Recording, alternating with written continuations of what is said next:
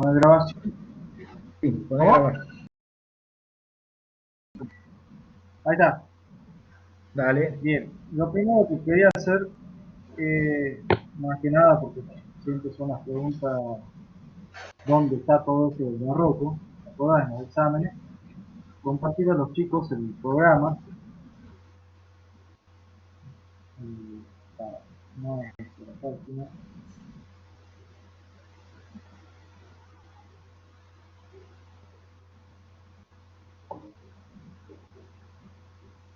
No sé si podemos hacer el zoom a esto.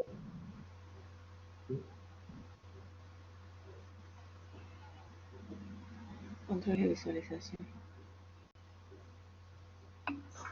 Lo que vamos a ver, lo que vamos a hablar ahora, chicos, es justamente de ¿Lo ves el zoom ahí? Sí, ahí lo tengo. ¿Ustedes lo ven bien? Beto, ¿cómo estás? Pixelado. Hola, Bien. Hola, Beto. ¿cómo andamos? ¿Cómo están, chicos? Como les decía, chicos, esto es el programa. En el programa, por lo general se preguntan dónde está, qué es lo que les pedimos. Fíjense los títulos, vamos a ver justamente de esto. El hielo que le vamos a poner a los exámenes finales. Siempre nos preguntan, no sé dónde está, hay que hacer referencia siempre a cada uno de estos elementos o estos títulos a medida que vamos hablando. Porque por lo general en el barroco siempre es el último tema que deja, barroco, rococó y ahora neoclásico, y no lo estudian bien. Y por eso es justamente los ataques que se producen en historia, cuando no estudian bien. Bien, dicho esto, vamos a volver, vamos a salir de acá de compartir. Yo les quería hablar, más que nada, de el primer punto es cómo pasa esto cómo pasamos del manierismo al barroco. Yo comienzo siempre por ahí, cuando doy la clase de barroco, y siempre me sitúo más que nada en lo que es la península de Italia, la península itálica, en donde surge el arte del barroco. No así el movimiento mundial como se lo conoció posteriormente. Surge en Italia el arte histórico del barroco con una tendencia a lo religioso, más que nada. Y acá lo relaciono siempre, o sea, en la cátedra siempre lo tratamos de relacionar y hablar de cómo se relaciona el manierismo con el barroco, y justamente en el manierismo nosotros tenemos que sucede un hecho muy importante en el barroco, que es el Concilio de Trento. El Concilio de Trento marca un antes y un después, lo que es el arte religioso, lo que es la arquitectura religiosa, y también en lo que es la ceremonia religiosa. Y el manierismo trata de resolver como puede, porque junto con la reforma y la contrarreforma se produce justamente el movimiento artístico que nosotros denominamos manierismo. Pero no da las soluciones que la Iglesia Católica quiere para sí, y de esta manera surge un nuevo arte que es el arte barroco. Por ahí ustedes lo van a encontrar, ya sea en sitios de internet como la Wikipedia o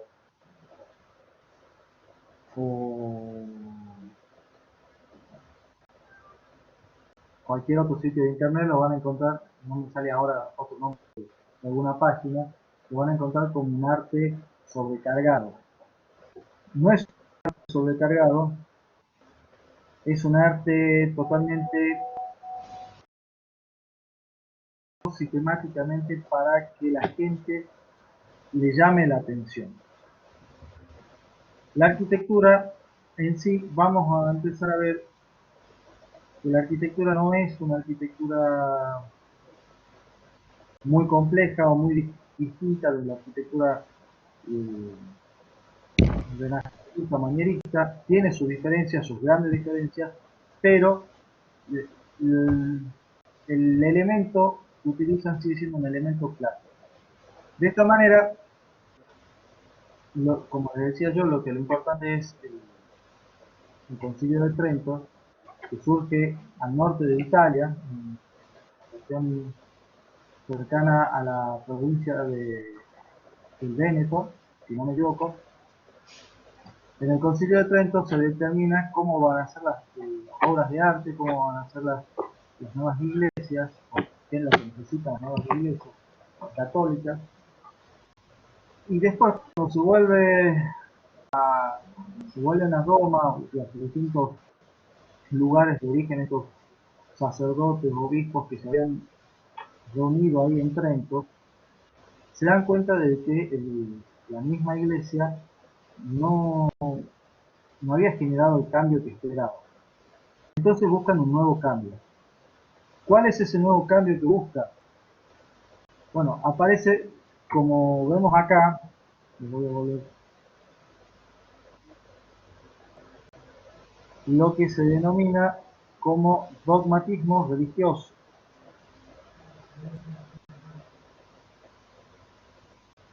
¿Eso qué es el dogmatismo? Ustedes se preguntarán, ¿qué es el dogmatismo religioso? Bueno, hasta el día de hoy lo seguimos viviendo, sufriendo, como quieran llamarlo ustedes. Hace referencia a la forma de creer que tiene la religión católica, en este caso la mayoría de las religiones. Por ejemplo, un dogma de fe es que Jesús nació de una mujer sin haber sido, sin tener progenitor hombre, sino que es hijo de Dios. Fue concebido por obra y gracia del Espíritu Santo. Todo eso que nosotros por ahí repetimos es un dogma de fe. La Virgen María es virgen. Eso es un dogma de fe. ¿Qué significa dogma? Es en la cual no hay forma de contradecir. Se cree o no se cree, porque es así, es la verdad que la religión dice que es en este caso. Bueno, de esta manera, que la religión empezó a ser dogmática, también se empieza a ver en Italia una nueva forma de ordenar justamente el clero. Esto no se va a consolidar precisamente en el barroco, pero se empieza a pensar una nueva forma de ordenar políticamente a los integrantes del clero, es decir, a los sacerdotes. Deben tener una jerarquía, etc. Eso lo vamos a ver más que nada en el periodo siguiente. Pero se empieza a ordenar en este periodo todo lo que son las naciones, tal como las conocemos en la actualidad, la mayoría, en este 1600, mediados del 1500 hasta mediados del 1700 prácticamente, perdón, del 1600 hasta mediados de 1600, o sea, va de 1550 a 1650, casi llegando al 1700, podríamos decir. Por otro lado, tenemos que el arte, el arte del barroco, se empieza a expandir principalmente hacia los países limítrofes. Siempre en las clases Guillermo hacía referencia a la Mona Lisa, que es un cuadro de no más de 40 centímetros de alto, si no me equivoco,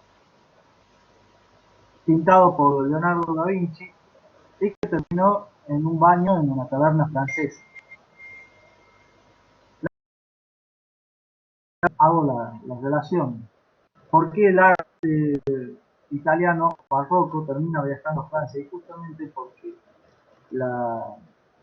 una de las hijas de los Medici se termina casando con Luis XIII, el padre de Luis XIV. Esto obviamente va a generar un amor incondicional por el arte el arte manierista, renacentista, clasicista, sí, clasicista de Italia, sobre todo del norte de Italia, de tal manera que se va a generar una especie de organismos políticos como son la Escuela de Bellas Artes, el Politécnico, que van a trabajar para el Estado. De tal manera que van a realizar las obras, obras civiles como las obras de arte. Y de esta manera me da pie para hablar sobre el absolutismo monárquico, justamente porque es importante destacar esto, hacerlo referencia a todo lo que va a ser la arquitectura francesa, principalmente. Luis XIV, que hereda a los 10 años aproximadamente, hereda el reino de Francia.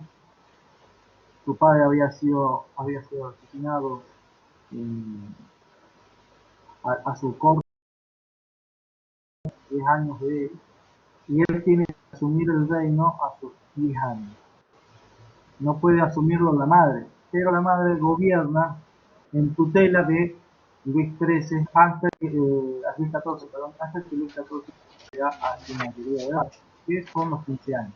Es decir, si no me equivoco, gobierna un hombre. Ella y los 2 años el asesor de Luis XIII. Ambos, se puede ver esto más precisamente, cualquier documental sobre Luis XIV o serie sobre Luis XIV, cualquier documental que ustedes puedan ver de Francia, la Francia de Luis XIV, les va a hablar sobre que los tutores de Luis XIV adiestraron a Luis XIV en cierto modo en la desconfianza de su propia corte. Y ustedes están viendo, con permiso de ustedes, volvemos atrás.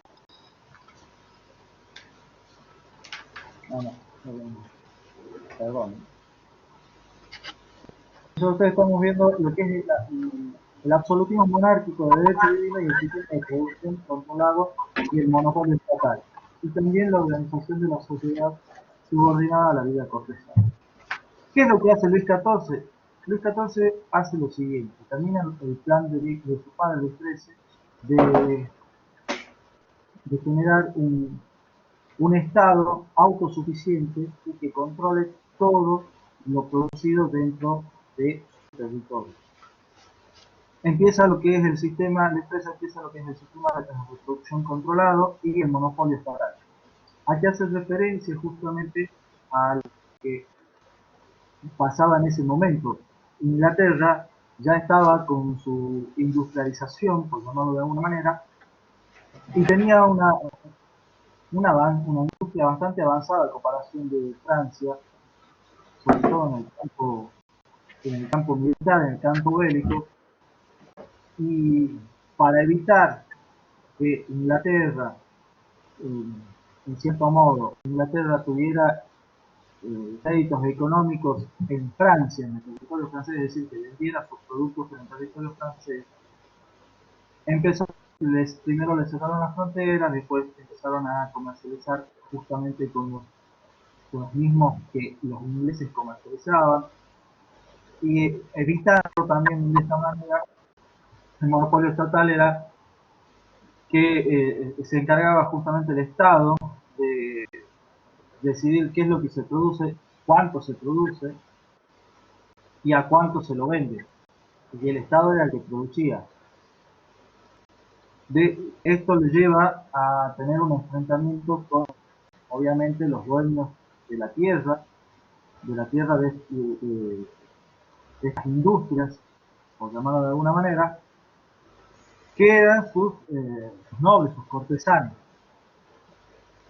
Justamente porque Luis XIII no pudo enfrentarse a sus cortesanos, Luis XIV decide, obviamente ayudado y guiado por sus tutores, decide llevar a todos los cortesanos cortesanos a lo que nosotros conocemos como Versalles, el palacio de Versalles. Y acá ya vamos un poco a lo que son las imágenes.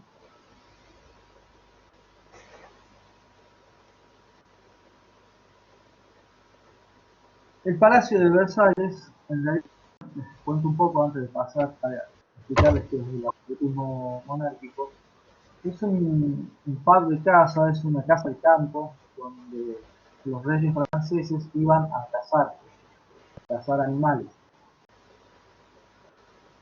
Como estaba alejado, Luis XIV decide en ese par de casa, alejado de la ciudad de París, capital de Francia, decide instalar su nuevo palacio real.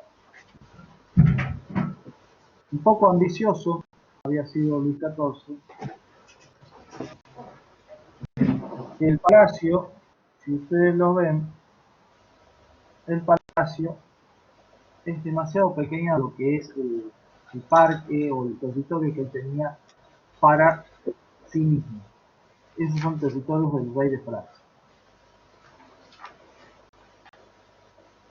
¿Qué es lo que sucede cuando lleva Luis XIV a todos sus cortesanos? Les quita varias de sus obligaciones. ¿Por qué? Porque las obligaciones que tenían los cortesanos con respecto a las tierras ya no las pueden hacer si no es enfrente de él. Por esa razón empieza a controlar todo lo que es la producción.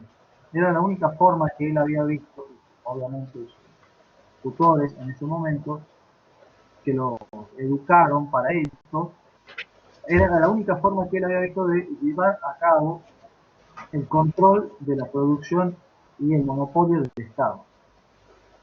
Era justamente llevar a toda la corte de Francia a vivirla con el rey. Ahora, ¿qué es lo que pasa? Nosotros tenemos que hacer un poco de memoria, ir a lo que eran los tres estados de Francia, para entender un poco por qué el rey conserva los tres estados, porque o la mayoría de los estados tienen prácticamente el poder absoluto. En Francia se había dividido en tres estados. El primer estado era el estado nobleza, donde el rey era el que mandaba, el que dirigía, pero cada súbdito, cada noble tenía sus derechos y también sus obligaciones. El segundo estado era el del clero, o la iglesia, que era independiente. Y el tercer estado eran los burgueses, los hombres libres, los banqueros, los comerciantes, los comerciantes, los hombres que hacían trabajos independientes al trabajo de la tierra. Bueno, estos eran los tres estados. Obviamente el tercer estado, que era el de los ciudadanos, era el que menores privilegios tenía. ¿Y qué es lo que hizo Luis XIV para terminar de declararse como rey absoluto y quitar el poder que tenía la iglesia dentro de Francia? Es decir, que el mismo Dios le había dado el poder de gobernar sobre todo el reino de Francia y que ningún sacerdote era superior a él. Le había quitado el derecho a los sacerdotes, al clero, y se lo había otorgado a sí mismo. Él está por encima del clero. No por encima de los hombres libres, pero sí tiene más autoridad y más poder que los hombres libres. De esta manera se proclamaba uno de los principales gobiernos absolutistas de Europa y principalmente el más poderoso, el más, vamos a decir así, el más largo, y fue el del dictador. Ahora, yo creo el más poderoso no económicamente, fue el más poderoso en lo político, el del dictador.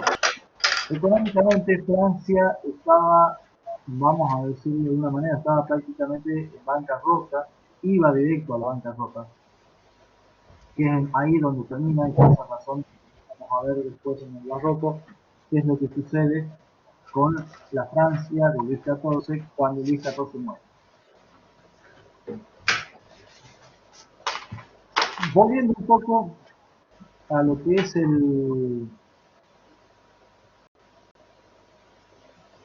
lo que es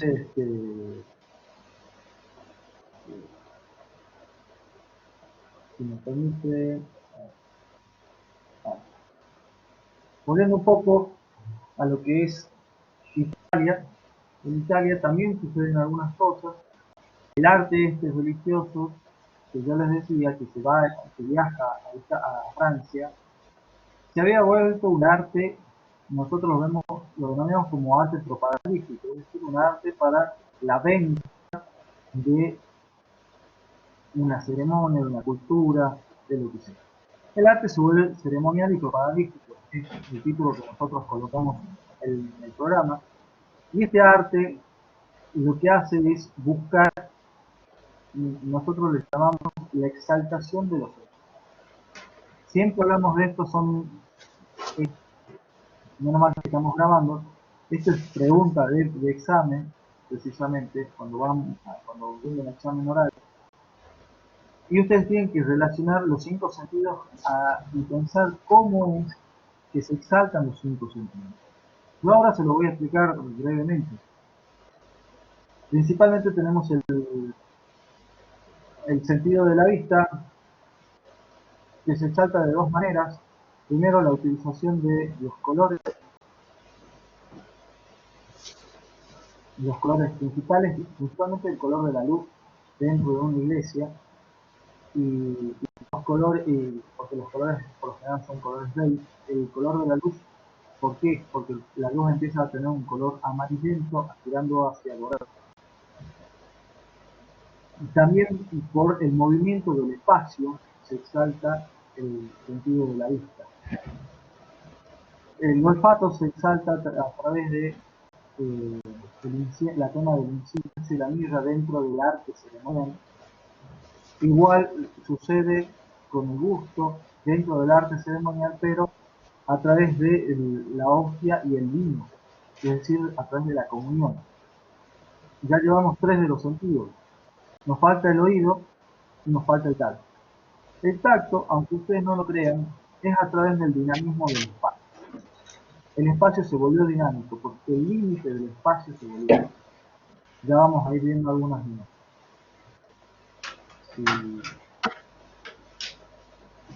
Y también, antes de ver las imágenes, vamos a ir, les tengo que hablar precisamente sobre el último sentido, que es el sentido del oído. Y lo que sucede en el oído es muy importante, porque a partir del barroco, nosotros tenemos que se incorpora, aparte de lo que ya venía incorporado, que era el coro, se incorpora un nuevo aditamento dentro de la arquitectura religiosa. Es un instrumento musical y ustedes lo conocen como el órgano. Ese órgano que está relacionado por lo general en las películas de Disney, seguramente lo deben haber visto, está relacionado con, con los castillos medievales, en realidad es del barroco. El órgano es del barroco. Y por ende, a ver si puedo ver alguna imagen, mientras busco, yo les voy diciendo, el órgano se ubicaba detrás o en los accesos, vamos a ver si tengo, sobre los accesos por lo general o detrás del retablo. Es el retablo, es la parte. Este es el acceso. Por lo general el órgano se ubicaba sobre el acceso o se ubicaba por detrás del retablo. El retablo es la parte que cubre, es una pantalla que cubre al coro, para que no se lo vea. Donde estaba el coro, estaba el órgano, por lo general. En nuestro caso, en la iglesia catedral, nosotros tenemos que el órgano está en la parte superior, arriba del acceso. ¿Por qué el órgano? Porque el sonido del órgano generaba primero que tienen mucha potencia a través de los tubos del órgano, generan un sonido muy fuerte y principalmente envolvente, y segundo por el tipo de sonido que generaba el instrumento. Esto, ¿de qué modo ustedes se deben estar preguntando de qué modo es? El órgano está ubicado en la parte superior arriba de lo que es el acceso. Por ejemplo, acá en la catedral está en ese lugar, arriba del acceso. Si no, podemos ver el órgano detrás de lo que es el retablo. El retablo es la pantalla que cubre al coro. En la catedral es eso amarillo grande que está detrás del altar principal, en la catedral. Por lo general los retablos eran de madera. Bien, siguiendo con esto, también la pregunta es cómo esto puede ser propaganda para la iglesia. Y bueno, sumando un poco lo que es era la cultura en ese momento, eh, la sociedad simplemente le llamaba mucho la atención porque era una arquitectura o un arte totalmente distinto, totalmente trabajado. No había casos de pared o de piedra, como vean ustedes, esta es una imagen típica del barroco, que no estuviese trabajada. De esta manera, lleva el nombre, o lleva no el nombre, sino lleva el apodo, por llamar de alguna manera. Busquen y encuentren en internet que dice que el barroco es un arte recargado. Sigan leyendo, pero no lleven apunte a esto, no es un arte recargado. Vuelvo a aclarar, no es un arte recargado. Es un arte totalmente trabajado, no hay ninguna superficie de los planos del barroco, de la arquitectura del barroco, que no esté trabajada. El tema es cómo, si nosotros no sabemos cómo se trabajó, no sabemos que es un arte, que no es un arte recargado, es un arte trabajado, es una arquitectura trabajada, que tiene un sistema. Y bueno, esta arquitectura que se trabaja de esta manera es una arquitectura que nosotros conocemos como arquitectura sistemática, pero también como a través de un sistema que se llama Ars Combinatorio. ¿Qué es la arquitectura como las Ars Combinatorias? Lo van a encontrar en el programa. Es justamente lo que estamos viendo. Son, son los elementos de la arquitectura junto con la escultura, con la pintura, y que están trabajados de una manera muy particular. Yo ahora les voy a mostrar, esto es esta línea más la arquitectura, la división de arquitectura con escultura, y a partir, voy a borrar, que también podemos verla acá, esta es la línea que divide la escultura de la pintura. Ya lo vamos a ir viendo más detenidamente en lo que son los distintos ejemplos.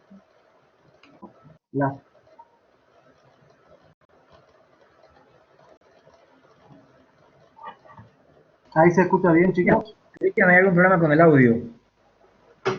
Bien, ahí me escuchan. Yo sí. No, a los chicos que me escuchan, contesten sí. Sí, dicen. Bien, buenísimo. Yo me acerco más al micrófono, así me pueden escuchar mejor. Las artes combinatorias, que es la combinación de las artes en función de la arquitectura o en pos de la arquitectura, es dentro de la arquitectura. La combinación de la pintura, la escultura y la arquitectura. No metemos a la pintura, ¿por qué? Porque ya está el órgano metido dentro de la arquitectura barroca. Bien. Siguiendo con esto, lo importante que vamos a ir viendo en la imagen.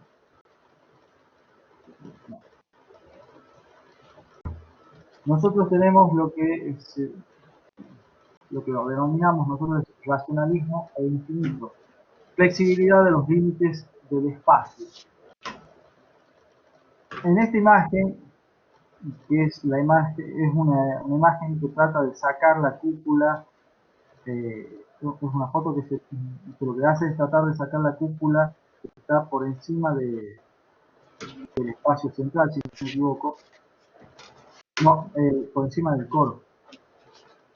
Y el problema es que no hay forma de sacar una foto perfecta. Esta iglesia es San Lorenzo de Turín, dentro de los espacios barrocos. ¿Por qué no hay forma? Porque los espacios barrocos tienen lo que nosotros en arquitectura vemos en los primeros años como entrantes y salientes, o sea, tienen constante movimiento. Este tipo de arquitectura vamos a ir viendo más precisamente en lo que es, o la vamos a ver más en lo que es la arquitectura religiosa o la arquitectura doméstica. Por otro lado tenemos las grandes capitales, las grandes ciudades, que esto lo vamos a ir viendo, si no me equivoco, con otro. ¿Alguna pregunta hasta acá, chicos?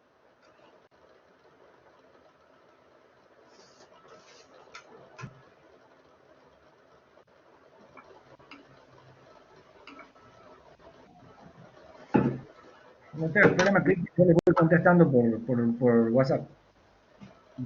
¿Vos le vas contestando a los chicos? Sí. Bueno. Bien. Bueno, vamos a continuar con las grandes capitales.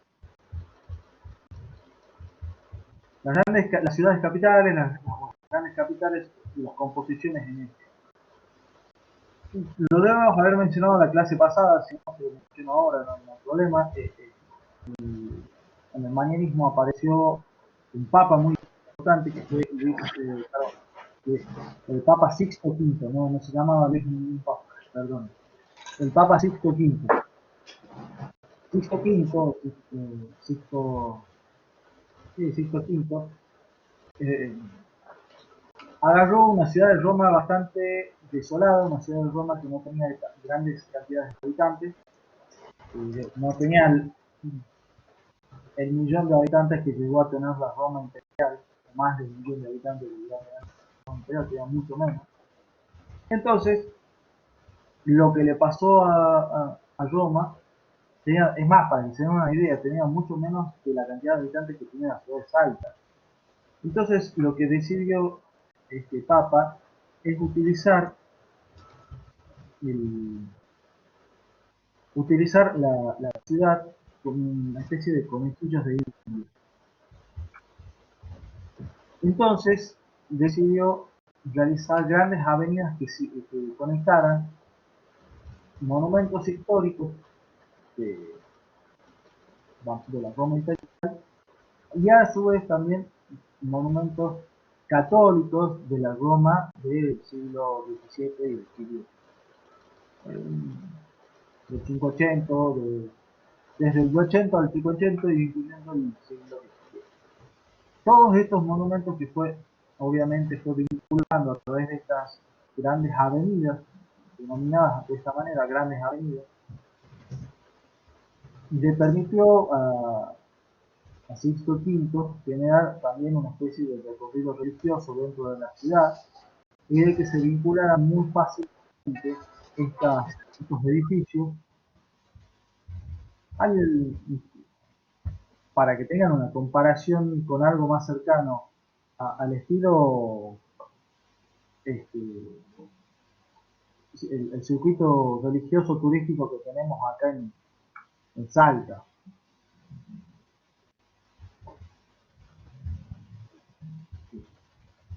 Este tipo de ciudades, este tipo de urbanismo, no se copió en el manierismo, no tuvo gran fuerte en el manierismo, pero sí se copió en lo que es el barroco, y se copia precisamente en Versalles. Ahora volvemos a lo que es Versalles.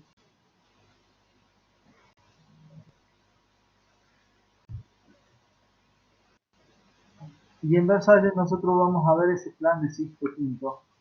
Yo les voy a agrandar la imagen para que vean, porque realmente es muy grande.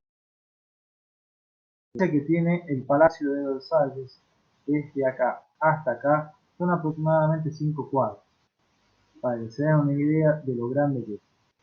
Si esos son 5 cuadras, imagínense los parques. Hasta acá es el parque de Versalles de Luis XIV. Y todo esto que ustedes ven, hasta acá es el parque.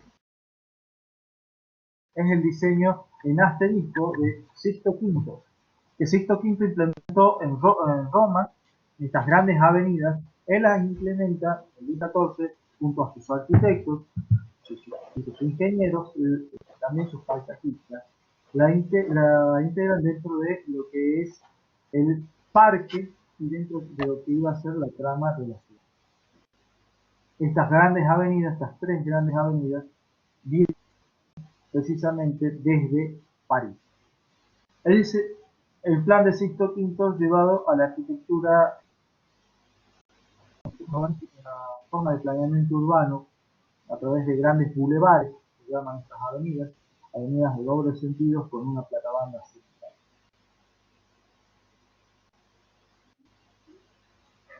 Antes de seguir,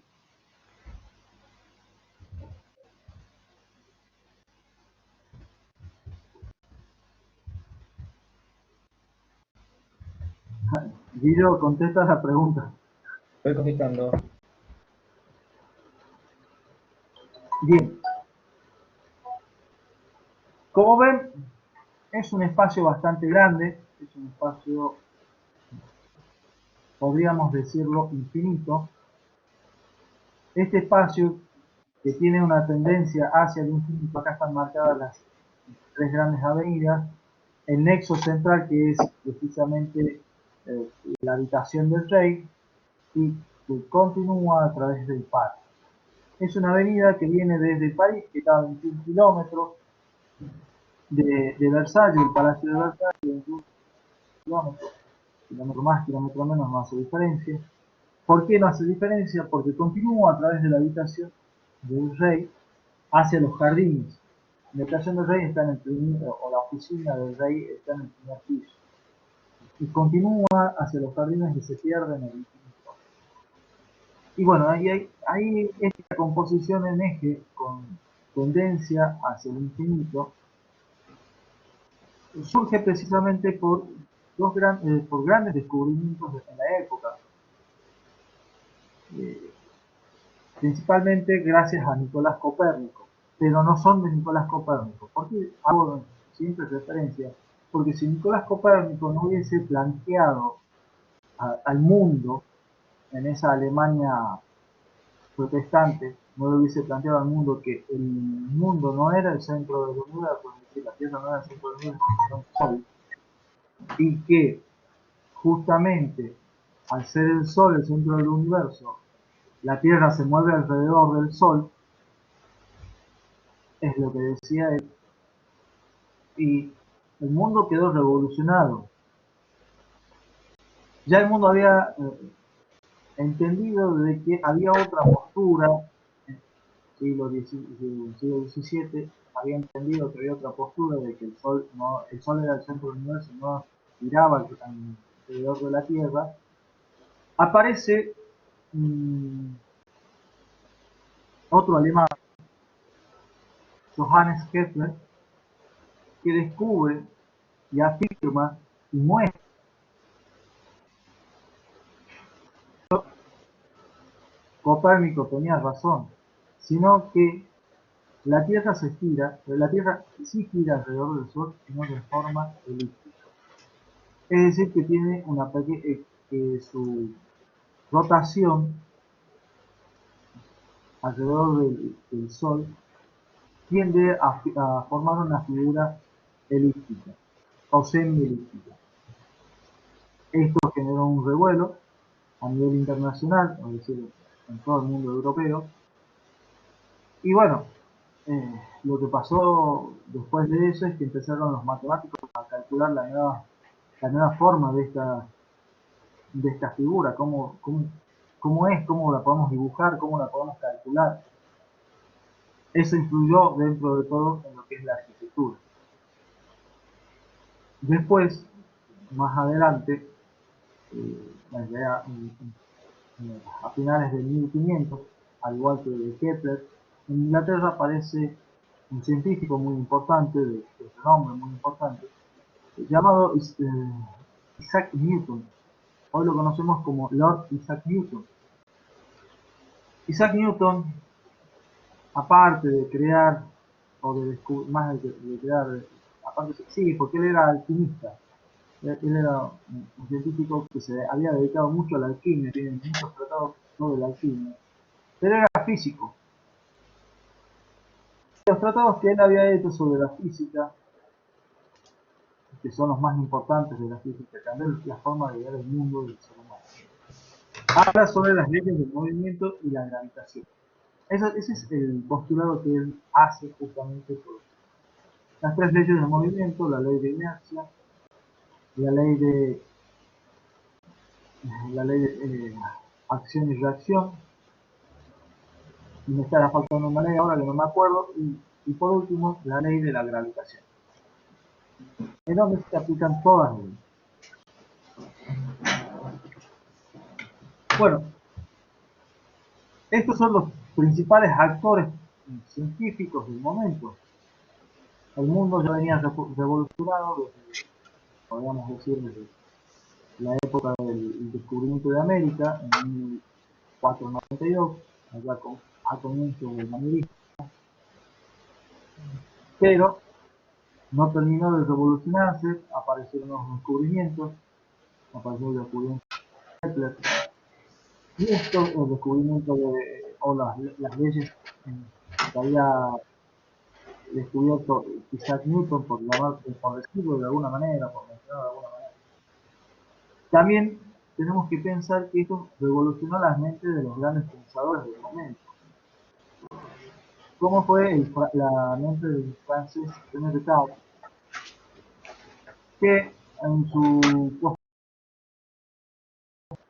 hace referencia a la frase que todo el mundo conoce: pienso y luego existo? Coito ergo sum. Coito ergo sum, que es traducido al castellano pienso luego existo, generaba un pensamiento filosófico donde no está bien. Ya se empezaba a ver a un pensamiento filosófico fundido. Entonces, la contrapartida, aparece un pensador dentro de lo que es la religión, un pensador religioso, teológico, que es Pascal. Jacques Pascal, si no me equivoco, Santiago Pascal, la traducción al castellano, hace referencia a algo muy importante, que es: hay razones, en uno de sus postulados, hay razones del corazón que la razón no entiende. Entonces aquí ya se empieza a separar lo que es la razón, es decir, el hombre empieza a pensar más con la cabeza y a sentir con el corazón. Entonces, de esta manera, ya no, el hombre no es el mismo de hace dos periodos atrás, es decir, no es el mismo del gótico, que el sentir se está relacionando o se está uniendo a la razón. Acá no, el sentir y la razón son dos cosas distintas y hay que tratarlas como tal, dos cosas distintas. Esto nos permite a nosotros entender un poco lo que era el pensamiento de ese momento, en donde se destaca mucho más hasta el día de hoy el pensamiento científico de René Descartes, es decir, pienso, luego existo. Él decía esta frase siempre que se hablaba, o él hablaba de postulados de la ciencia moderna. Es el creador del pensamiento moderno. Lo que hoy están haciendo, por ejemplo, para llevarlo un poco a la actualidad, lo que hoy están haciendo los virólogos, los infectólogos de todo el mundo, probando medicamentos viejos y probando nuevos medicamentos ante una, una enfermedad como es el coronavirus. Justamente se basa en eso, en el pruebo y error, pruebo y refuto. Hago una hipótesis y la contradigo para ver si esta hipótesis es cierta o no cierta y para ver si tengo razón en mi pensamiento. O sea, es un pensamiento totalmente científico.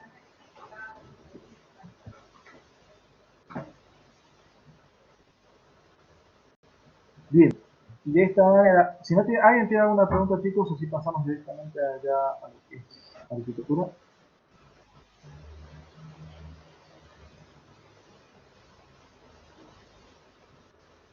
No, bueno, pasamos a arquitectura. Volviendo entonces a lo que es el Palacio de Versalles. El Palacio de Versalles es, como se dice, estaba a 22, 21 kilómetros de Francia, de París, en Francia. Y lo más importante de Versalles, aparte de lo que yo les dije, es justamente toda la sistematización que realizó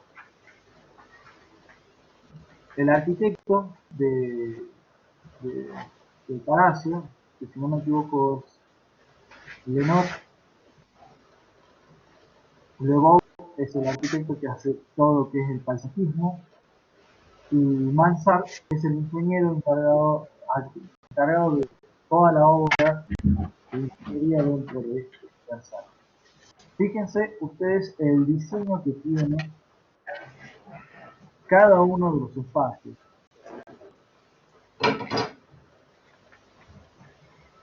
En su forma de planta. Esta es una foto cual había bosque.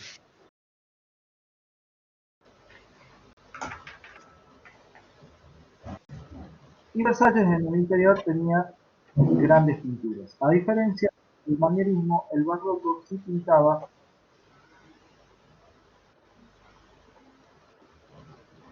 Me salió un cartel que no tengo buena conexión. ¿Se me escucha bien? ¿Sí? ¿Se escucha bien? Buenísimo, Ok. para continuar. Como les decía, a diferencia del manierismo, el barroco sí pintaba sus frescos. Fíjense, los frescos con colores más fuertes, más resaltantes. Ustedes, o por llamarlo de alguna manera también, colores más vivos. Ustedes tienen que darse cuenta de que el barroco era un momento en el cual la iluminación artificial que se tenía era a través de velas o de lámparas de aceite. Por eso estas grandes arañas con cristales, ¿para qué? Para amplificar esa onda luminosa que generaba la vela o la lámpara de aceite. ¿Cuál era el problema?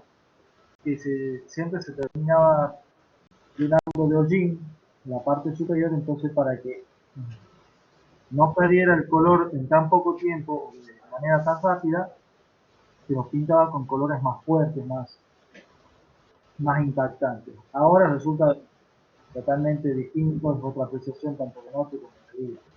Pero tenemos que contemplar eso. Hago esta aclaración justamente cuando vean los, los frescos, van a ir cambiando a medida que la tecnología va avanzando.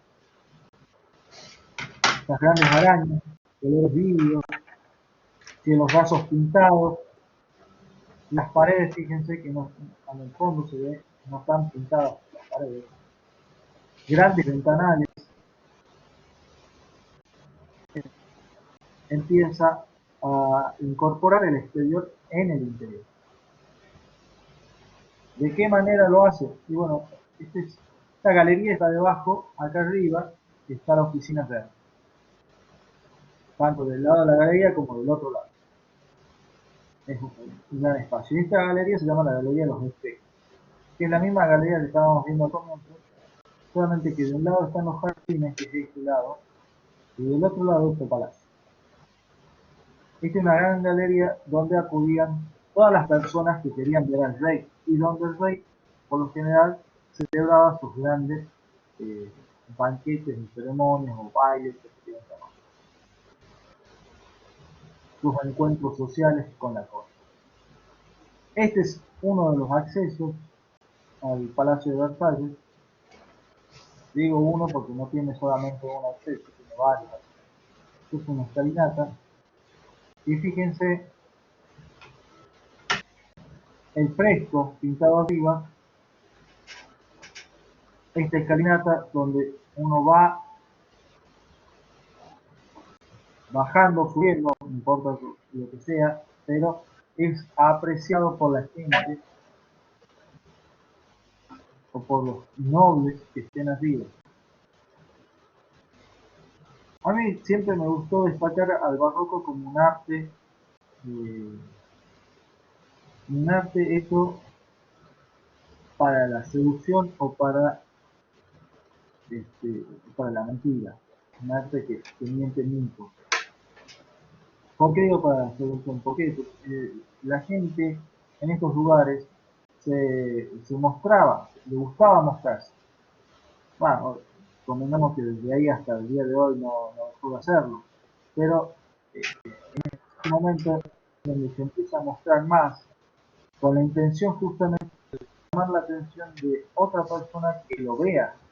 ¿Para, para qué hace eso? Y justamente el mundo que había creado Luis XIV para que los cortesanos no se revelaran era un mundo teatral, donde ellos tendrían que actuar como si fuesen actores de una obra de teatro, una obra de novela. Entonces, el caminar, el hablar, el pararse, tenía que ser de una forma de acuerdo a los estándares de Luis XIV, obviamente, en ese momento no se imponía, y los otros tenían que observarlos y al mismo tiempo debían ser observados, o sea, era un ida y vuelta. Y acá tenemos el detrás de la Galería de los Espejos, a lo que son los jardines. Esta es una fuente que está a la mitad de la distancia del lago en forma de cruz. Ese es el lago que estoy señalando ahí en el fondo, es el lago. Y fíjense que las líneas que generan justamente los árboles son las que le da la sensación a este eje que atraviesa el palacio que sea un eje longitudinal con tendencia al infinito, es decir, que no termine nunca. ¿Dónde comienza? En la ciudad. ¿Dónde termina? En los jardines de Versalles. Pero yo no veo el fin, no veo el comienzo. Entonces, tengo la idea de que ese eje es infinito.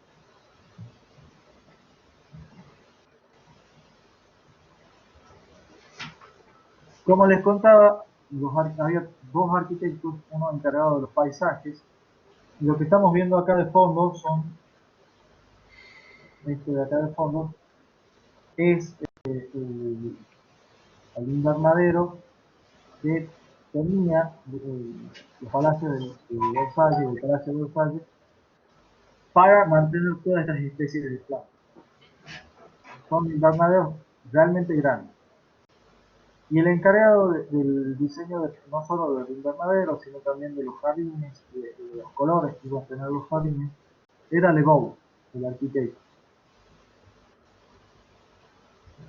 Este mismo había diseñado los jardines principalmente en las formas geométricas o a través de las diagonales que habíamos visto. Volvamos atrás.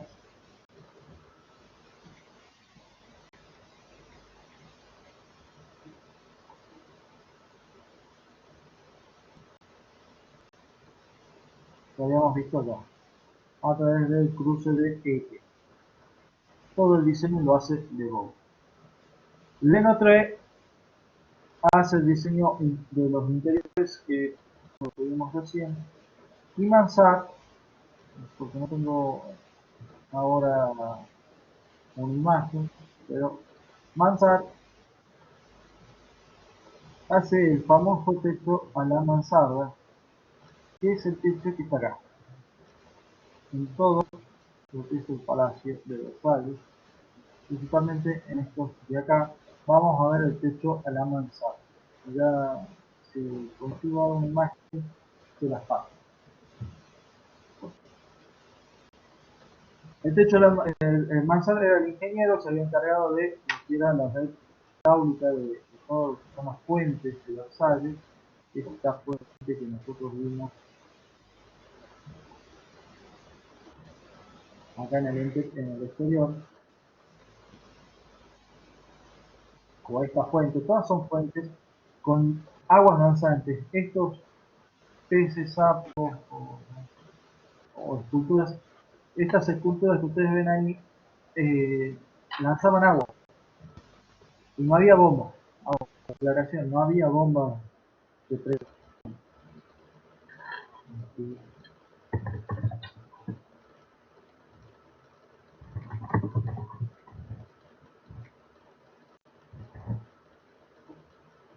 ¿Cómo hacían eso? Bueno, fácil. El ingeniero Mansart había diseñado un edificio, que estaba en de diseño, y construir un edificio donde iba a ser la cisterna, igualito a este, pero del lado contrario, donde estaba más elevado y donde podría generar mayor presión. Entonces, ¿qué es lo que hacía? A través de la cañería cerámica, él lo que hacía era disminuir la sección de la cerámica y así generar la presión. ¿Para qué? Para que el agua saliera como escupida de las esculturas y generaba las aguas danzantes, entre comillas, de las fuentes. Eso es un dato importante porque tenía una tecnología bastante avanzada en Francia. Ya pasando a lo que es Roma, en Roma, a través del plan de Sixto V que se había generado, se quiere también enfatizar un poco a lo que es la arquitectura, en la arquitectura barroca, lo que es el exterior, lo que es la plaza, lo que son las plazas de las iglesias. ¿Para qué? Para que las iglesias sean, perdón, la plaza de la iglesia matriz, para que la iglesia matriz de Roma tenga su plaza principal, que no la tenía hasta ese momento. Y lo convoca el Papa al arquitecto sobre la plaza, la catedral de Roma, la iglesia San Pedro. ¿Por qué lo llaman a Bonini? Principalmente lo llaman porque Bonini es el que se encarga de hacer todos los frescos del interior y terminar el frente de la iglesia de San Pedro, la iglesia basílica de San Pedro. Una vez que termina, le piden que diseñe el exterior, la plaza, el atrio, que vendría a ser el atrio de la iglesia matriz de la cristiandad. Y no contento con solo eso, él diseña dos plazas. Esa es la verdad, porque son dos plazas, dos diseños. Yo se los voy a marcar dos colores. El primer diseño es una plaza que se marca con un círculo, es una plaza, la plaza recta la denomina él, y con un rectángulo le voy a marcar lo que es la piazza elíptica, como la llaman los italianos, la piazza recta y la piazza elíptica. La plaza recta, fíjense, él usa un trapecio, es un trapecio con la misma disposición obviamente que Miguel Ángel, ¿Para qué? Para que se vea como si fuesen cuadrados. Y una elipse, a diferencia de cómo lo hubiese usado Miguel Ángel, él la utiliza transversal, porque él quiere que se vea más alargada de lo que realmente es. Una plaza totalmente permeable, que es la pieza elíptica o la plaza elíptica, y la plaza recta totalmente impermeable, salvo por el frente, por donde se ve. Bernini había diseñado en realidad una plaza totalmente cerrada.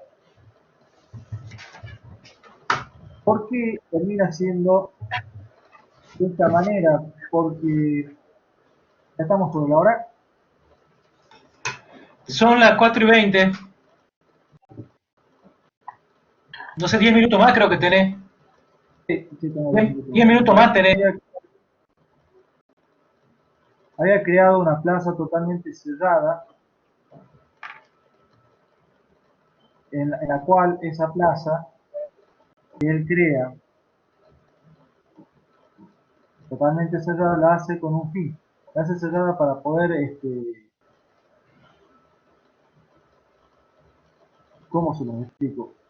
Para poder generar este impacto que buscaba el barroco. El barroco busca impactar a la gente, busca que el espectador del arte barroco no vea lo que está pasando, por detrás. Pero el Papa no quería que taparan la cúpula de San Pedro, cúpula que había hecho Miguel Ángel a más de 100 metros de altura. Bueno, el Papa no le había permitido. Si me permiten ustedes, enseguida les muestro una imagen.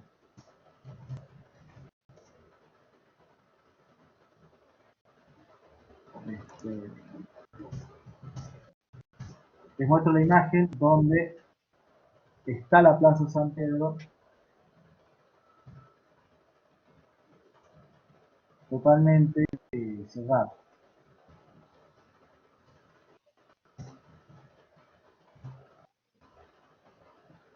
Si ustedes se fijan, este es un boceto de cómo iba a ser la Plaza San Pedro en ese momento. La Plaza San Pedro está cerrada, tiene una galería en el frente. Eso es lo que había planteado en su momento Gian Lorenzo Bernini. Gian Lorenzo Bernini había diseñado no solo la fachada de la iglesia, sino todos los santos de la iglesia, y también era un gran escultor, había esculpido todos los santos alrededor de la plaza. La plaza tiene alrededor, en la cornisa, tiene santos que decoran lo que es la cornisa, todos hechos en piedra, en mármol, todos hechos en mármol, que si ustedes ven ahí se ven en minúsculo, se ve, pero esos son los santos, estos son los santos que había diseñado Bernini. También esculpe las dos fuentes que nosotros vemos acá, estas sí son originales, no como en algunos casos, por ejemplo, la Plaza de la Anunciata, las fuentes son del periodo barroco, no del periodo renacentista, que es el periodo de la plaza. En este caso, las fuentes sí son del periodo y tienen una disposición justamente marcada en esta lámina. Ustedes van a ver que las líneas de las columnas son 4 columnas, y las agrando, perdón, para que puedan ver. Son 4 columnas alineadas en torno a un eje que él lo que hace es alinearlas para su ubicación dentro de la plaza, y al mismo tiempo coloca una fuente. ¿Para qué? Para que la fuente no permita o no le permita a la gente poder apreciar a todas las columnas alineadas una detrás de la otra, haciendo que justamente a través de la fuente, yo lo que la fuente no me permite ver, no las vea bien definidamente, no las vea a las columnas alineadas. Sí podré ver algunas otras columnas alineadas.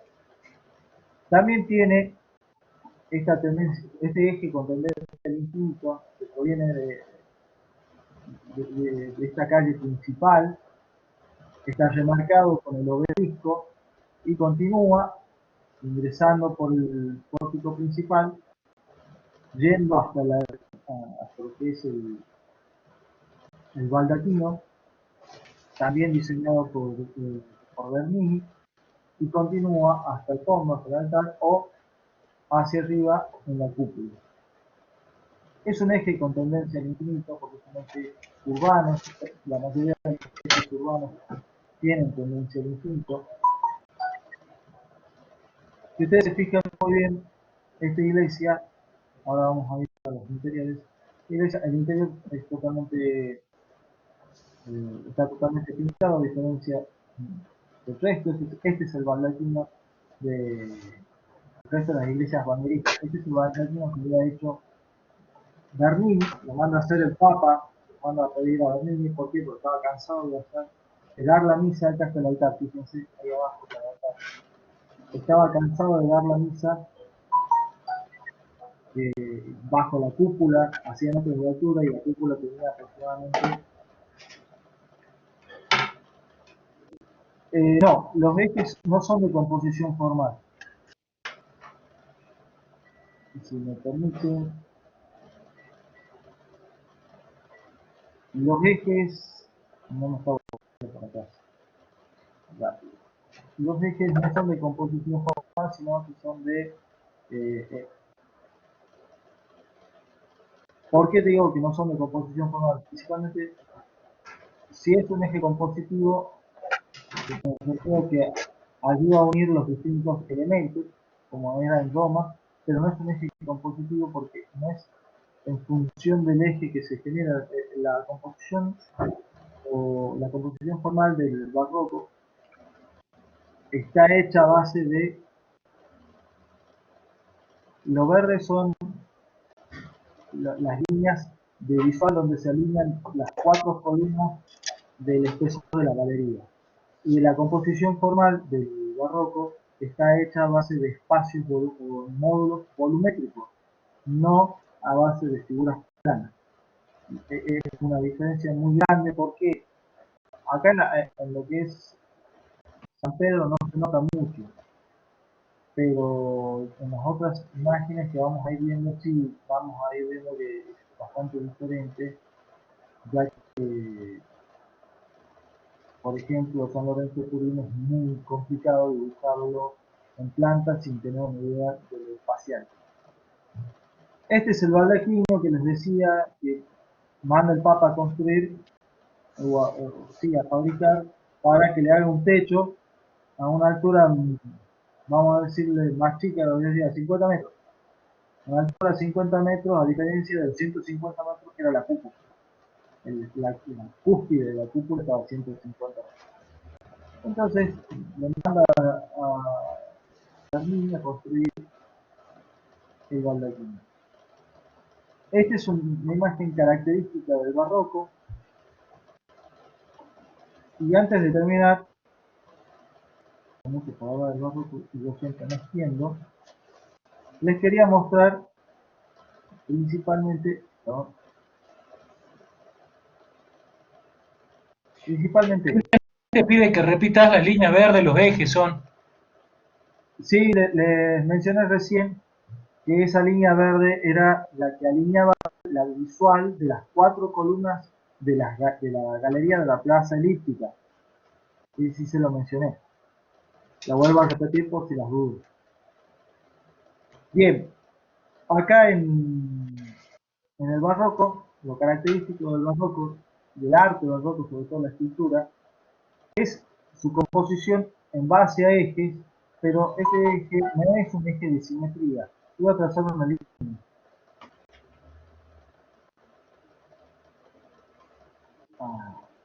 Perdón.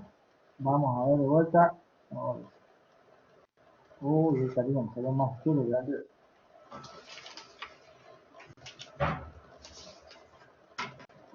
esta línea que yo trazo me divide en dos sectores.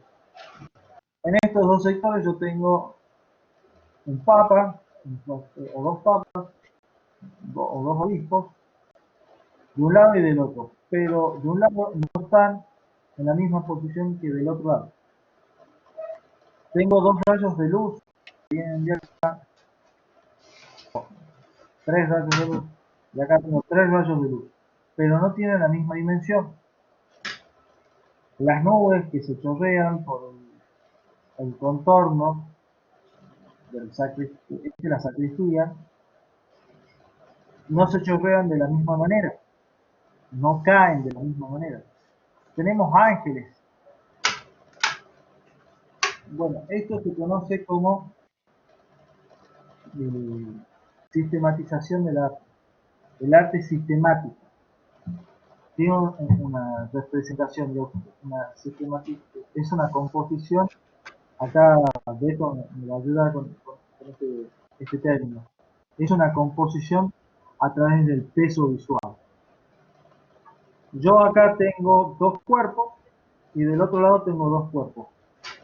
Los dos cuerpos tienen un peso visual y del otro lado tienen el mismo peso visual, pero no tienen la misma forma. No me acuerdo cómo se llama, Beto, ¿vos te acordás? ¿Cómo se llama esa composición? ¿Cuál? La composición en base al peso visual de los objetos. ¿Composición a base del peso visual de los objetos? Sí. No me acuerdo, sinceramente.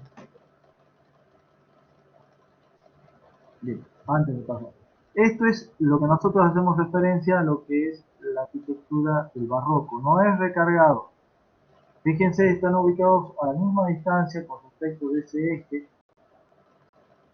De este eje están ubicados estos dos elementos a la misma distancia de estos dos, pero no en la misma posición, generando de esta manera que sea un equilibrio, que tenga un equilibrio visual.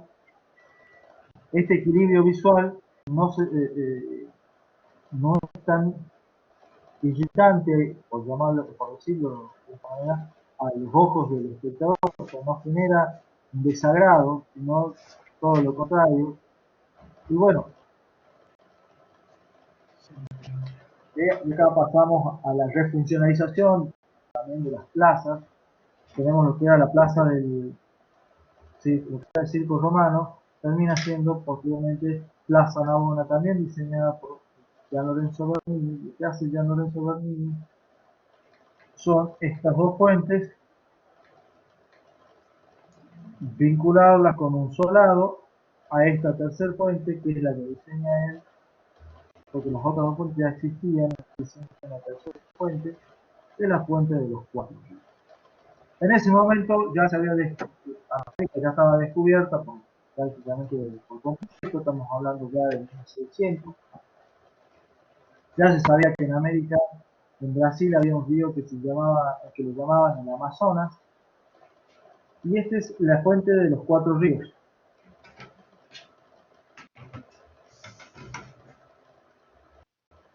La fuente de los cuatro ríos hace referencia al río Amazonas, al río Danubio, al Támesis, y no me acuerdo de qué otro río más, al Nilo.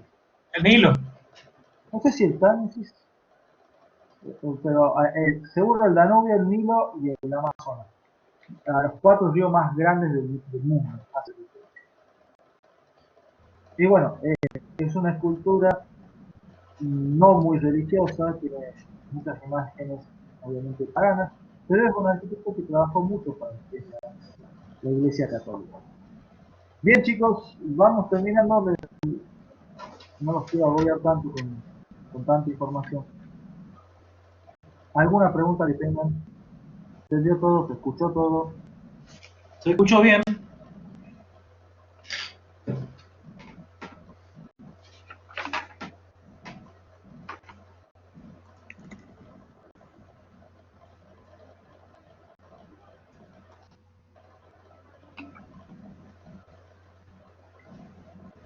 Marisol Albornoz, ¿entendiste el tema de la composición formal, lo que es El barroco, ya te voy a mostrar imágenes del barroco, de San Lorenzo de las Cuatro Fuentes, así se llama.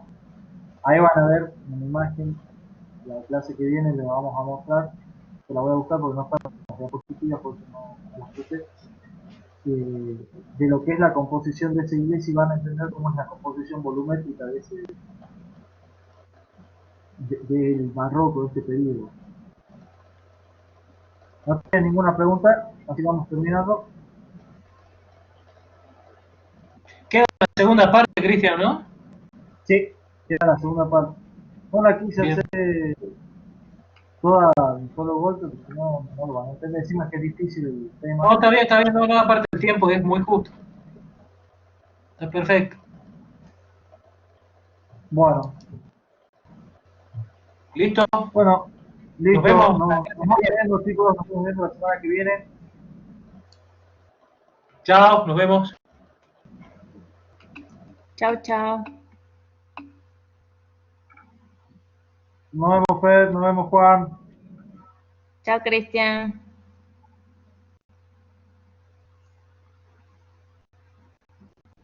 Chau, nos vemos.